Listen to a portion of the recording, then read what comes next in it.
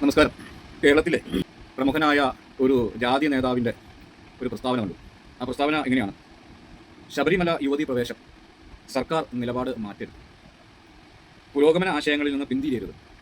ഇതാണ് ആ ജാതി നേതാവിൻ്റെ വാദം. നമ്മൾ ആലോചിക്കേണ്ടത്, ഇവിടെ പറഞ്ഞിട്ടുള്ളത് ശബരിമല യുവതി പ്രവേശനം നടക്കണം, ആ തീരുമാനത്തിൽ നിന്ന് സർക്കാർ പിന്നോട്ട് പോകരുത് എന്നാണ് ഇദ്ദേഹത്തിൻ്റെ കൽപ്പന. ഞാൻ ചോദിക്കുന്നത്, ഇദ്ദേഹത്തിന് എന്താണ് യോഗ്യത? വിശ്വാസികളുടെ കാര്യത്തിൽ, ക്ഷേത്ര ആചാരങ്ങളുടെ കാര്യത്തിൽ അഭിപ്രായം പറയാൻ എന്ത് യോഗ്യതയാണ് ഈ ജാതി നേതാവിനുള്ളത്? വിശ്വാസികളുടെ കാര്യം തീരുമാനിക്കാൻ വിശ്വാസികൾക്കറിയാം. അതിനുള്ള ബോധവും അതിനുള്ള വിവരവും ഈ നാട്ടിലെ ഹിന്ദുക്കളായിട്ടുള്ള വിശ്വാസികൾക്കുണ്ട്. പുരോഗമനം അവിശ്വാസികൾ പഠിപ്പിക്കേണ്ട കാര്യമില്ല. ഹിന്ദുവിൻ്റെ പുരോഗമനം ആരും പഠിപ്പിക്കേണ്ട. ഹിന്ദുവിൻ്റെ സംസ്കാരം പുരോഗമനപരമാണ്. അതുകൊണ്ട് ക്ഷേത്ര വിശ്വാസ വിഷയങ്ങളിൽ അവിശ്വാസികളുടെ അഭിപ്രായം ഇവിടെ ആർക്കും ആവശ്യമില്ല. ഇത് പറയുന്നത് പുരോഗമന ആശയങ്ങളിൽ നിന്ന് പിന്തിരിയരുത് എന്നാണ്. സർക്കാരിനോടാണ് പറയുന്നത്. സർക്കാർ പുരോഗമന ആശയങ്ങളിൽ നിന്ന് പിന്തിരിയരുത്. ഈ ജാതി നേതാവിനോട് എനിക്ക് ചോദിക്കാനുള്ളത്, നിങ്ങൾ പുരോഗമന ആശയങ്ങളിൽ നിന്ന് പിന്തിരിയാൻ പാടില്ല എന്നാണ്. നിങ്ങളൊരു പുരോഗമനവാദിയാണ്. നിങ്ങളൊരു പുരോഗമനവാദിയാണോ കേരളത്തിൽ? എന്താണ് പുരോഗമനം? എന്താണ് നവോത്ഥാനം? നവോത്ഥാന കാലഘട്ടം എന്ന് പറയുന്നത് അയ്യങ്കാളി പ്രവർത്തിച്ചത്, അംബേദ്കർ പ്രവർത്തിച്ചത്, പൊയ്കയിൽ കുമാരഗുരുദേവൻ പ്രവർത്തിച്ചത്, ശ്രീനാരായണ ഗുരുദേവൻ പ്രവർത്തിച്ചത്, ചട്ടമ്പി സ്വാമികൾ പ്രവർത്തിച്ചത്, ഇങ്ങനെ നവോത്ഥാന കാലഘട്ടത്തിൽ നൂറുകണക്കിന് നവോത്ഥാന നായകന്മാർ പ്രവർത്തിച്ചത് ജാതീയതയ്ക്കെതിരെയും ജാതിക്കെതിരെയാണ്. അയ്യങ്കാളി തൻ്റെ ജീവിതം സമരമാക്കി മാറ്റിയത് ജാതി ഇല്ലായ്മ ചെയ്യാൻ വേണ്ടിയിട്ടാണ്. അംബേദ്കറും അങ്ങനെ തന്നെയാണ്. അപ്പോൾ ജാതിരഹിതമായ ഒരു കോൺസെപ്റ്റാണ് ഈ പുരോഗമനം എന്ന് പറയുന്നത്. ഈ പുരോഗമനത്തെ അട്ടിമറിച്ചുകൊണ്ട് ഒരു വിഭാഗം പുലയരെ കൂട്ടിയിട്ട് ജാതി ബോധം അവരിലേക്ക് ഇഞ്ചക്ട് ചെയ്തുകൊണ്ട്, ഇതര ജാതി വിദ്വേഷം അവരിലേക്ക് ഇഞ്ചക്ട് ചെയ്തുകൊണ്ട് ഒരു കൂട്ടം മന്ദബുദ്ധികളെ സൃഷ്ടിച്ച് അവരുടെ തലയെണ്ണി വിലപേശൽ നടത്തി തൻ്റെ സ്ഥാനം ഉറപ്പിച്ച, തൻ്റെ അതിജീവന സാധ്യത ഉറപ്പിക്കുന്ന ഒരു വ്യക്തി പറയുകയാണ്, ഞാൻ പുരോഗമന ചിന്താഗതിക്കാരനാണ്. ജാതിവാദമാണോ പുരോഗമനപരം? ജാതിയെ പ്രൊമോട്ട് ചെയ്യുന്നതാണോ പുരോഗമനം? ജാതിയുടെ നേതാവായിട്ടിരിക്കുന്നതാണോ പുരോഗമനം? എന്താണ് ഇയാൾ ഈ രാജ്യത്ത് പറഞ്ഞുകൊണ്ടിരിക്കുന്നത്?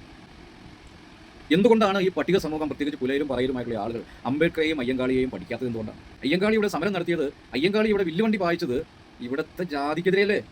ഇവിടെ ജാതീയതയുടെ നെഞ്ചും കൂടി തകർത്തുകൊണ്ടല്ലേ അയ്യങ്കാളി വില്ലുവണ്ടി വായിച്ചത്? ആ അയ്യങ്കാളിയുടെ പടം വെച്ചിട്ട് ഞാൻ 2-ാം അയ്യങ്കാളിയാണ്, 4-ാം അയ്യങ്കാളിയാണ്, 6-ാം അയ്യങ്കാളിയാണ് എന്നൊക്കെ പറയുന്ന ആളുകൾ ജാതി നേതാവാണെന്ന്. ഇതാണോ പുരോഗമനം?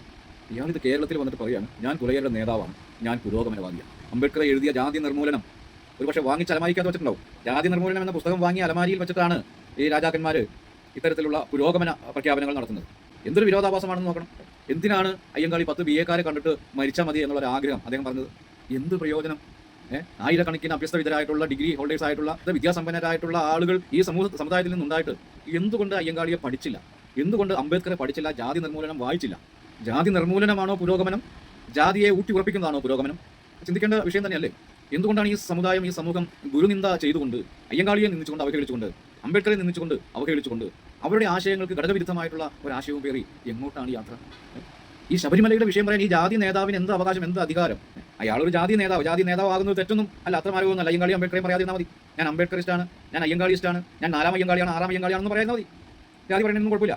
ജാതിക്കെതിരെ പ്രസംഗിച്ച, ജാതിക്കെതിരെ പ്രവർത്തിച്ച, ജാതിക്കെതിരെ സമരം നടത്തിയ, ജാതിക്കെതിരെ ജീവിതം സമരമാക്കിയ ആളുകൾ എൻ്റെ അവതാരമാണ്, എൻ്റെ പൂർവികനാണ്, എൻ്റെ പിതാവാണ് എന്നൊക്കെ പറയുന്നവൻ ജാതിയുടെ നേതാവാണ് ഈ നാട്ടിൽ.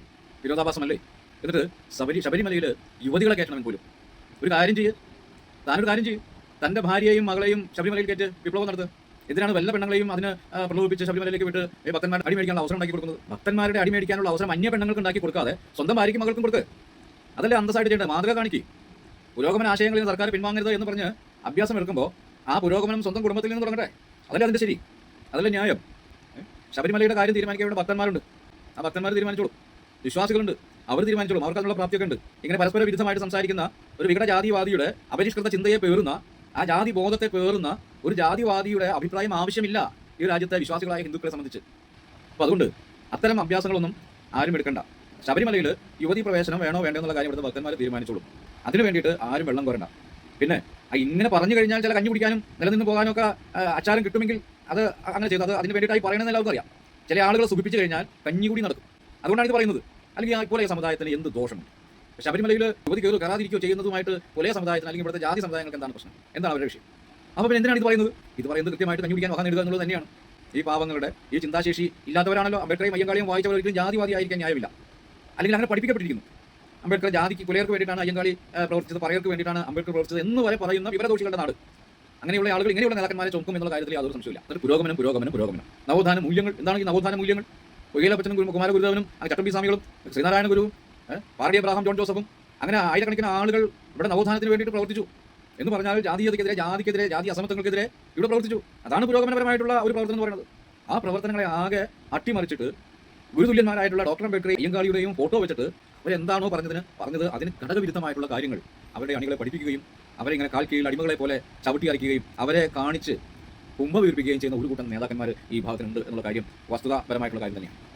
അപ്പോൾ എനിക്ക് പറയാനുള്ളത്, അവിശ്വാസികളായിട്ടുള്ള ജാതി നേതാക്കന്മാർ, അത് കമ്മ്യൂണിസം തലയ്ക്ക് പിടിച്ചിട്ടോ അല്ലെങ്കിൽ മറ്റേതെങ്കിലും മത അജണ്ടകൾക്ക് വേണ്ടിയിട്ട് ആചാരം വാങ്ങിയിട്ടുള്ള ആളുകളോ ഒക്കെ ഇത്തരം അഭ്യാസങ്ങളുമായിട്ട് നിൽക്കേണ്ട. അതിന് വെച്ച വെള്ളം അങ്ങ് വാങ്ങിയേരെ എന്ന് മാത്രമാണ് ഈ അവസരത്തിൽ എനിക്ക് പറയാനായിട്ടുള്ളത്. ഞാൻ സംസാരിച്ചത് ശബരിമല യുവതീ പ്രവേശം സർക്കാർ നിലപാട് മാറ്റരുതെന്ന് KPMS, ഇതിനെക്കുറിച്ച് ഞാൻ സംസാരിച്ചത്. ഇപ്പോൾ കിട്ടിയ ന്യൂസ്, ശബരിമല യുവതീ പ്രവേശനത്തെ സർക്കാർ എതിർക്കണം, പറഞ്ഞിട്ടുള്ളത് NSS. ഇപ്പോൾ രണ്ട് ജാതികൾ തമ്മിലുള്ള സംഘർഷത്തിനാണ് വേദി ഒരുങ്ങിയിട്ടുള്ളത്.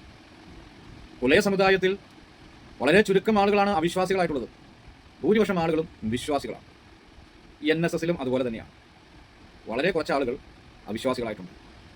എന്നാൽ കമ്മ്യൂണിസ്റ്റുകളും ഈ രണ്ട് കൂട്ടരിലും ഇടയിലുണ്ട്. കമ്മ്യൂണിസ്റ്റുകാരെല്ലാവരും അവിശ്വാസികളുമല്ല, പക്കാ വിശ്വാസികളുമാണ്. എന്താ സംഭവിക്കുന്നത്? ഈ വിശ്വാസികളെ തമ്മിൽ അടുപ്പിക്കാനായിട്ടുള്ള ശ്രമമാണ് ഇപ്പോൾ തത്വത്തിൽ ഇവിടെ സംജാതമായിക്കൊണ്ടിരിക്കുന്നത്. അപ്പോൾ വിശ്വാസപരമായ കാര്യങ്ങളിൽ വിശ്വാസികൾ അഭിപ്രായം പറയുന്നതിന് പകരം വിശ്വാസികൾ കൂടിയുള്ള ഒരു ഗ്രൂപ്പിൻ്റെ തലവനായിട്ടിരുന്നിട്ട് അവിശ്വാസപരമായിട്ടുള്ള റിപ്പോർട്ടുകൾ പറയുകയാണ്. വിശ്വാസികൾ വിശ്വാസത്തിൻ്റെ കാര്യം പറയും. ഭൂരിപക്ഷം വിശ്വാസികളുടെയും തലവനായിട്ട് ഇരുന്നു കൊണ്ട് കലാപം സൃഷ്ടിക്കുക എന്നുള്ള ഉദ്ദേശമാണ് ഇതിൻ്റെ പിന്നിലെന്ന് ആരെങ്കിലും പറഞ്ഞാൽ അതിനെങ്ങനെയാണ് നിഷേധിക്കാൻ സാധിക്കുക? ജാതി സംഘർഷത്തിനാണ് ഇപ്പോൾ ഇവിടെ സാധ്യത ഉണ്ടായിട്ടുള്ളത്, അല്ലേ? ഇതാണോ നമ്മളുടെ സാംസ്കാരിക നായകന്മാർ, പുരോഗമനം പറഞ്ഞ നവോത്ഥാന നായകന്മാരെല്ലാം നമ്മളോട് പറഞ്ഞത്? ഇതാണോ അംബേദ്കർ പറഞ്ഞത്, അയ്യങ്കാളി പറഞ്ഞത്? ജാതികൾ തമ്മിൽ തല്ലി നശിക്കണമെന്നാണോ അംബേദ്കറും അയ്യങ്കാളിയൊക്കെ പറഞ്ഞിട്ടുള്ളത്? അംബേദ്കർ പറഞ്ഞത് ഏതെങ്കിലും ഒരു പ്രത്യേക നിയമം കൊണ്ടുവന്നതുകൊണ്ടോ, ജനാധിപത്യ രീതിയിലുള്ള ഭരണ സംവിധാനം വന്നതുകൊണ്ടോ, പ്രത്യേക നിയമ സംവിധാനങ്ങൾ എന്തെങ്കിലും കൊണ്ടുവന്നതുകൊണ്ടോ, പന്തി ഭോജനങ്ങൾ നടത്തിയതുകൊണ്ടോ ഇവർ തമ്മിലുള്ള ഐക്യം സാധ്യമല്ല.